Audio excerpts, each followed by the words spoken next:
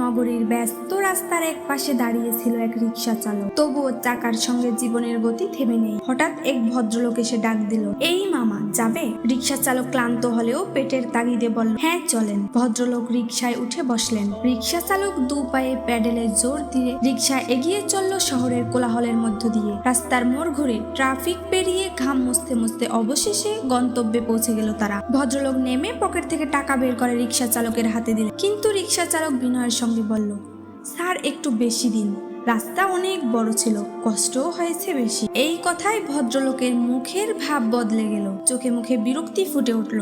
তিনি রাগান্বিত স্বরে বললেন, কি বললে? বেশি টাকা লাগবে? আগে বলনি কেন? রিক্সা চালক কষ্ট ভরা গলায় বলল, স্যার কত দূর যাবেন সেটা তো আগেই জানতাম, রাস্তাটা কঠিন ছিল তাই বল। কিন্তু ভদ্রলোক কোনো কথা না শুনেই ক্ষিপ্ত হয়ে গেলেন। এক পর্যায়ে হাতের লাঠি তুলে রিক্সা চালককে আঘাত করলেন। অপ্রস্তুত রিক্সা চালক ব্যথায় কুঁকড়ে গেল, কিন্তু কিছু বলল না। চারপাশে কিছু মানুষ দাঁড়িয়ে দেখলো, কেউ কিছু বলল না। রিক্সা চালক মাথা নিচু করে দাঁড়িয়ে রইল। অভিমানে, কষ্টে, বঞ্চনার গ্লানিতে তার চোখ দুটো ঝাপসা হয়ে এলো। কিন্তু সে জানে জীবন থেমে থাকে না।